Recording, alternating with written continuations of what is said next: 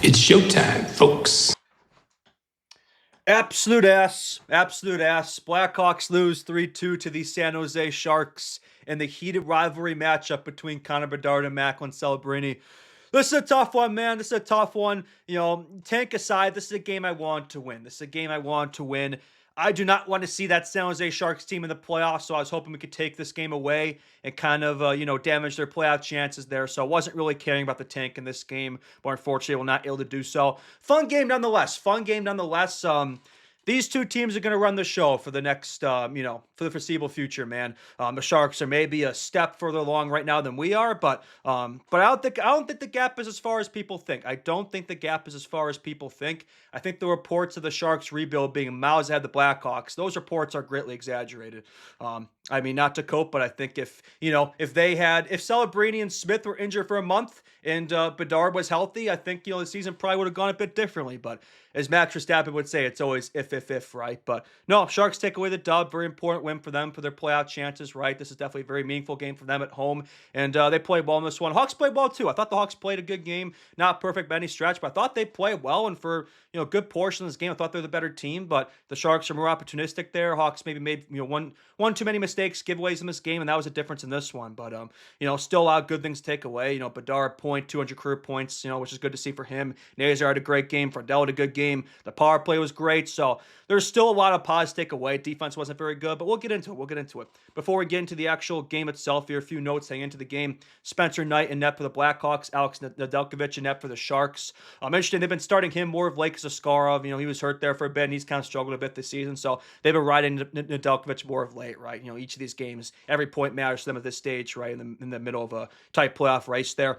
Best news for the Blackhawks for this game, though, is Andrew Mangiapane returning from injury. Not necessarily that. It's the fact that him coming back means Andrei Burakovsky was scratched before this game. So the terror has been vanquished. No Burakovsky in this game, which was the best part of this game, not having to watch an Andrei Burakovsky turnover. So that was great. And hopefully we've seen his last game as a Blackhawk. There's still 4 games left here, right? But hopefully this is the last stretch of games we'll have to see Burakovsky a part of this organization. So, but yeah, very good to see there. Good to see Mangiapane back. He was hurt for 9 games there. Good to see him back.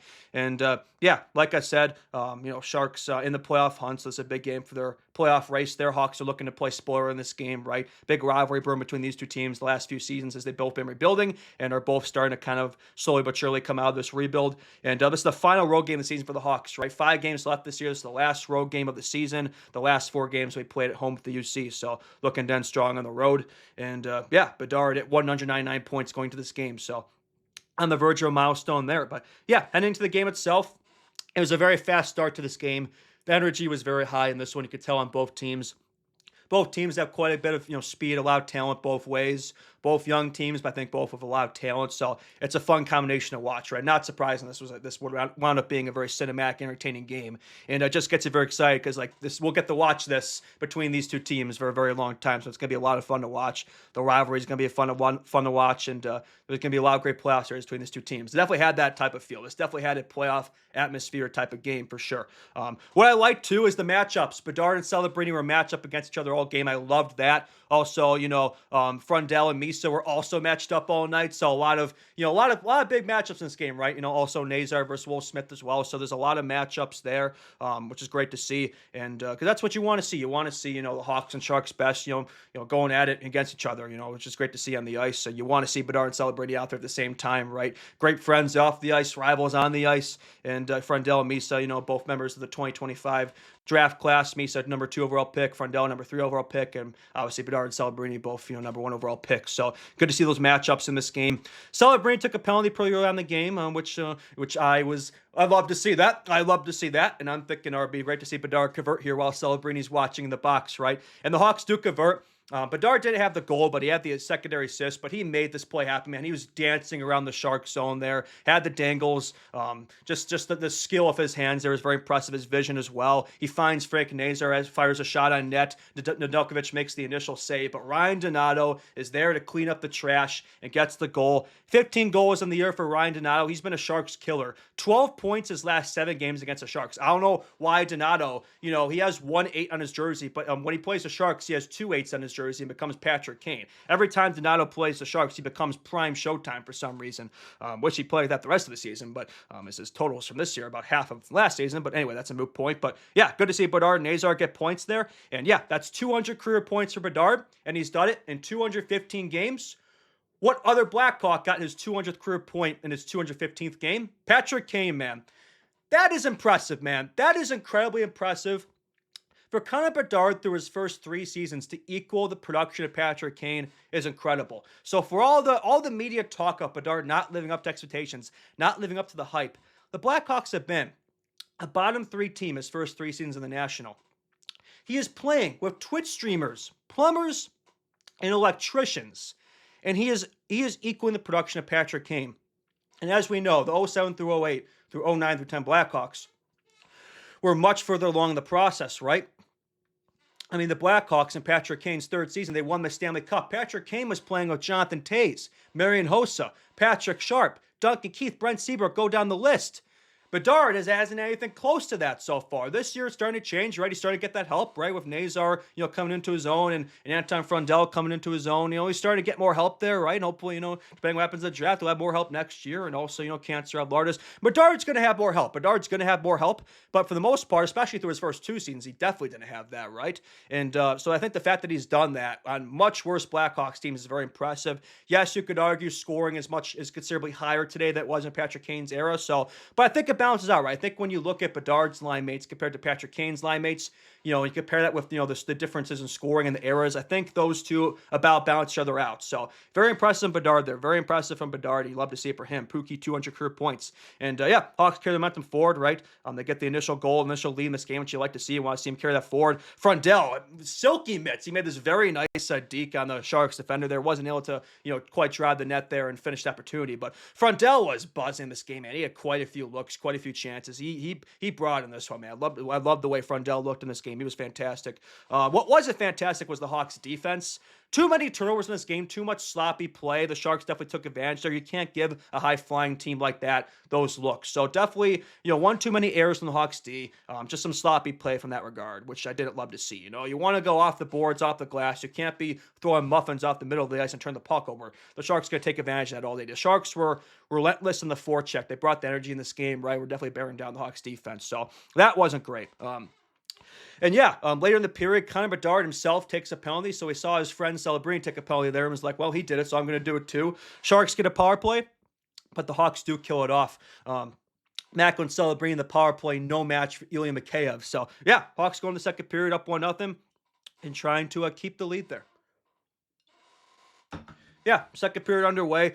Sharks definitely, had a good start to the period there, right? As we know, the Hawks' second period has been a struggle this year. And, it didn't go off to a good start. Misa thought he had a goal there, but turned out he kicked the puck in, so that goal was waved off. The California fans seemed pretty confused by that, but last I checked, this is not soccer. You're not allowed to kick the puck into the goal. So I'm pretty sure you're supposed to use your stick to put the puck in the net. So I'm not really sure what the Californians were complaining about, but anyway, that goal gets called off, and it gets back to a 1-0 game. Sharks get another power play. You can't give a team like that too many power plays, man. There's too much talent. And Celebrini, man, was absolutely robbed in his power plays. Celebrini was absolutely buzzed in this game. I can't even slander the guy. Like, he was fantastic in this game. He had so many chances, so many shots. He's had a fantastic season. Like, I gotta tip my cap to him, man. Like, as much as I do a bit, with the Celebrini slander, man, like, he's a fantastic player, man. Like, he is. Like, you gotta give him the props, man. You gotta give him the props. I did not expect him to be. I knew he was gonna be good. I didn't expect him to be this good. And I'll admit, thus far, like, I think he's right up there. If not, this slightly ahead of Bedard at this point. Yeah, he is. Like, I gotta give him that credit. Right now, though, he's 19 years old, Bedard 20, right? We're very early on in both of their respective careers, and I think Celebrini, I would argue, has had considerably more support up front than Bedard has. I think he's had considerably better line mates, and the Sharks system, too, is also more offensive-oriented compared to the Blackhawks. So, and let's not forget, Bedard was equaling Celebrini's production from October through December. They was equaling his production with playing with Andrei Burakovsky on his wing. The second half of the season, returning from injury, hasn't been the same, right? Celebrini is definitely, he's taken that leap. He's kind of kept that production going, and Bedard's second half production, returning from injury, hasn't been quite as good, right? But hey, I think healthy season next year with a full season of Frundell and Cancerov, maybe McKenna Stenberg, and yeah, we'll revisit this discussion a year from now, right? But I gotta give Celebrini his credit, right? The biggest reason why the Sharks are in the playoff conversation is because of him, and if the Sharks do make the playoffs, I hate to say it, but I think you got to give him hard consider. I think he's got to win the Hart if the Sharks make the playoffs. Like I can't even deny it. I think Crosby won the Hart his second season. I think Celebrini probably should get it if the Sharks do make the playoffs. But they got to make the playoffs first. They got to make the playoffs first. But anyway, enough of the Celebrini glaze. I'm tiring myself out glazing this guy. I don't even know why. I'm doing it now. The universe must be coming to an end here. But back to the game itself. Hawks kill off that penalty kill there. Unfortunately, the momentum didn't last on their Hawks penalty kills been good to this point. Although they have dropped a second now. They were in first. They've dropped a second now. But Wyatt Kaiser, who I was just praising, I wrote an article today about how good Kaiser's been. He's been probably the most underrated Blackhawk, arguably the best defenseman back there. And he turns the puck over, right? Bedard found in there. Kaiser is trying to get the puck back to Bedard, but turns the puck over. And that sends William Eklund another way, who buries on the breakaway. Eklund was very good in this game, right? Very silky. He was very dangerous all game. And that ties up the game for the Sharks. So, yeah, not a great giveaway from Kaiser there. Not a great giveaway there. Kaiser's been solid this year. He's made a few mistakes, so those are rare for me. You don't see it very often from him, but yeah, just a bad giveaway there, bad puck management, and the Sharks take advantage. So yeah, that ties up the game for the Sharks, and they definitely got a lot of momentum from that. The second period definitely turned their way. There, after the first period, the Hawks had most of the looks, most of the chances, shots. Second period was reversed, right? It was flipped. Misa, I will say, Michael Misa was not very good in this game whatsoever. Frundell definitely was much better. Misa had a 2-on-1 and just bottled the puck. Didn't even get a shot off. He was not, I was not impressed with Misa in this game whatsoever. He did not look very good. And watching the World Juniors, man, I mean, it was night and day. Frundell was on another level. So, if we want to do the Celebrity Bedard talk, how about let's do some Frundell Misa talk? Because I think, small sample size, but I think Frundell has looked considerably better in the show compared to Michael Misa. And I don't know, I think the Hawks have a second overall pick. I think they probably still take Anton Frundell over Misa. I really do. I think his game is translating to the show much quicker than Misa. Misa's a very talented player. Like, he's going to be a very good player. But, yeah, I will say he hasn't necessarily lit the world on fire this year, must be said. And I think Frundell, 8 games in, yeah, it's a small sample size, but I think he looks like he's been doing it for years, man. He looks like he's been doing it for years. He's one of the best players on the ice in this game. But, yeah, back to the game. Bedard buzzing. Bedard is absolutely buzzing. He had multiple looks. Him and Lardis were buzzing together, finding each other. Good to see Bedard and Lardis kind of developing that chemistry there. It took them a few games to get going, but the last few games, Bedard and Lardis have definitely started to find something there. This game especially, like, they were finding each other out there. Bedard had multiple looks, multiple chances. Him and Lardis were definitely, definitely looking very good out there together. We're definitely in sync, developing that chemistry, synergy together. He was robbed a few times. Like, Bedard hasn't had, he's had a few apples of late. He's been getting his points, but yeah, he is going through a bit of a goal drought right now, right? He's had plenty of chances, but just hasn't quite been able to bury them of late. Second half of the year, I'd say he's getting that puck luck he had from last season, right? They're just not quite going in for him. He's getting the chances, man. He's getting opportunities, and it's like, yeah, like when he starts burying those at a more regular rate, his points, his production is going to go through the roof, right? And I think with better line mates, like I said earlier, that's only going to help him out, right? But yeah, Bedard's just been snake bitten quite a bit, especially the second half of the year. It's been absolutely snake bitten. I think the stats don't tell the full story of him whatsoever, right? 30 goals, 42 assists, 72.65 games, but that does not tell the whole story. It could very easily be more than that. It probably should be more than that. Yeah, there's a gap between him and Celebrini there, but I think not to cope, but I do think it's fair to say Celebrini has had a bit of an edge when it comes to the PDO there, to the puck luck, right? To be fair, you do tend to make your own luck in hockey, and Celebrini's got a hell of a release. He's very good on the forecheck. He's got a motor him. So he's earned those points. He's earned that production. Don't get me wrong. But I think Bedard should be considerably higher than it is. But he's been edging us, man. Bedard's been edging us. But yeah, back to the game itself. Celebrini gets another chance. He's robbed by Knight. Knight was kind of robbing Celebrini all game, right? Celebrini had a bunch of chances on Spencer Knight, but Knight kept robbing him, made some big saves. Knight was good in this game. But yeah, defense keeps turning the puck over. Bedard and Macklin going band for band, buzzing out there. You could tell both of them are very motivated in this game. Good buddies off the ice, and definitely they're both. I think both of them are very motivated to show each other up, right? Which is just fun to see them go up against each other. Pretty much every shift, those two are going band for band. Most of the time, they're matched up against each other. Celebrity's robbed once again by Knight, and on the ensuing shift, it is Kiefer Sherwood. Kiefer Sherwood, one-timer who gives the Sharks the lead there, 2-1. I don't know why Sherwood doesn't use a Sherwood stick. I believe he uses a CCM, if I'm not mistaken.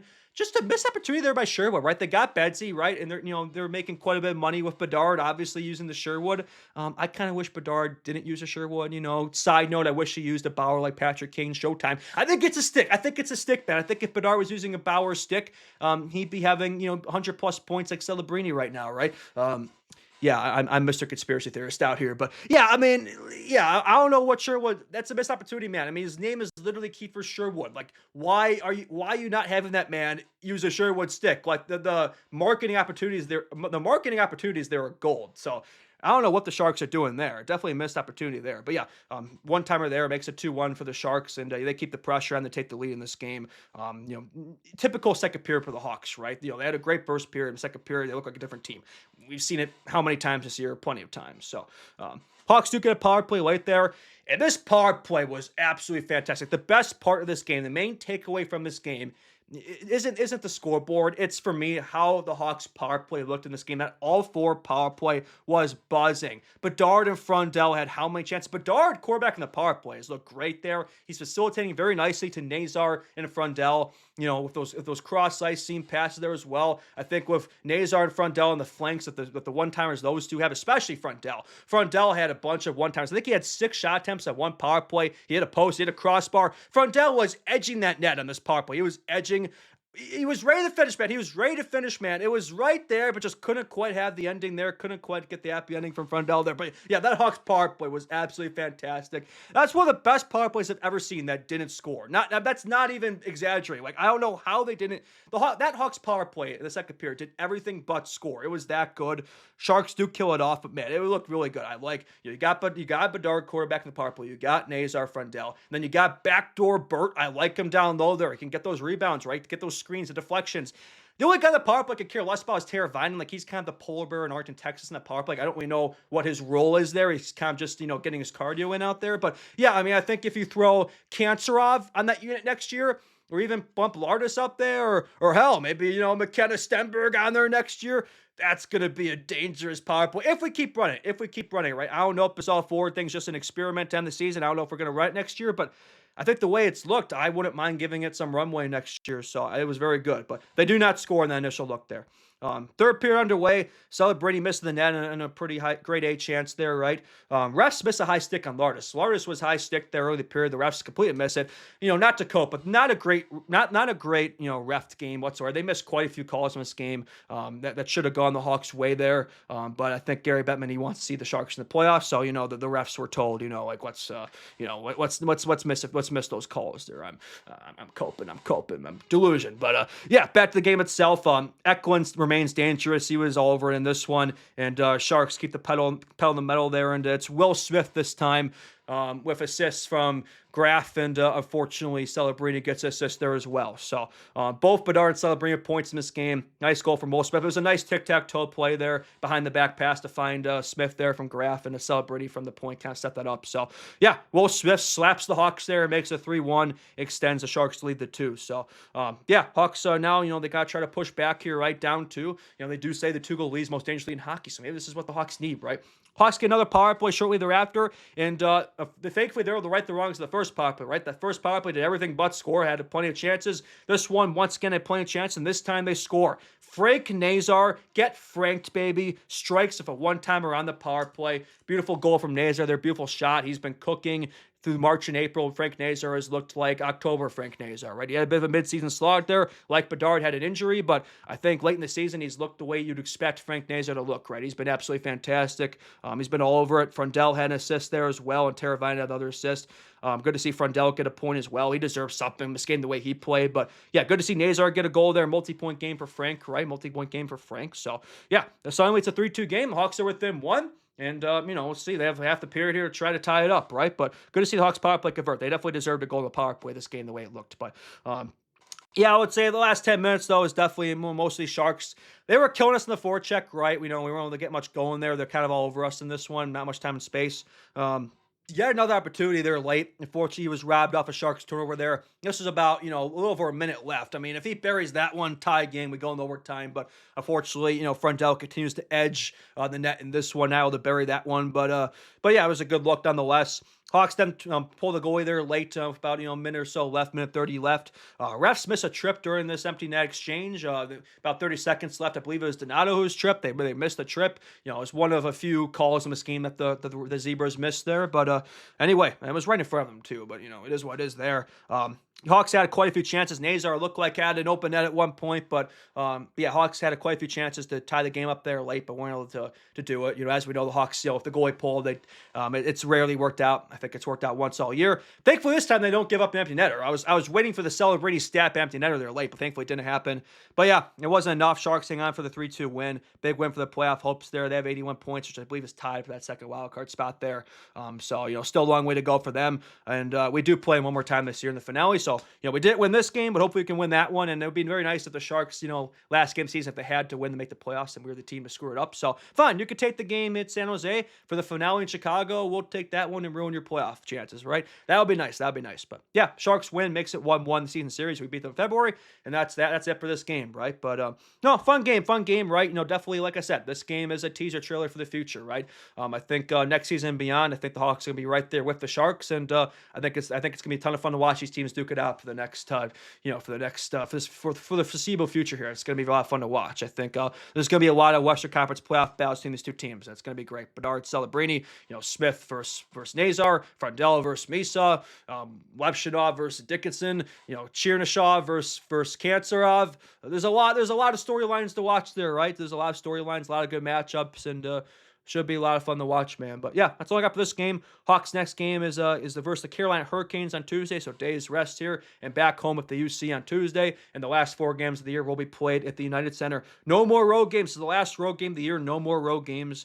From this point forward, for the last week or so of the season, we are at home at the United Center. So, which I think Frondell will like. I saw a stat. Frondell apparently, his first 8 games of the show, he's played in 8 different arenas. So I'm sure it'll be nice for him to, play multiple games at one rink. He's only played 1 game at the UC so far of his first day, which is crazy. So yeah, Hawks have some road games here to end the season, and yeah, I'll try to get to one more than the season. I think the Hawks Sharks finale would be a good one to get to. We'll have to look into that one. But yeah, I think that's all I got for this one. Yeah, thank you all so much for watching. I really appreciate the support.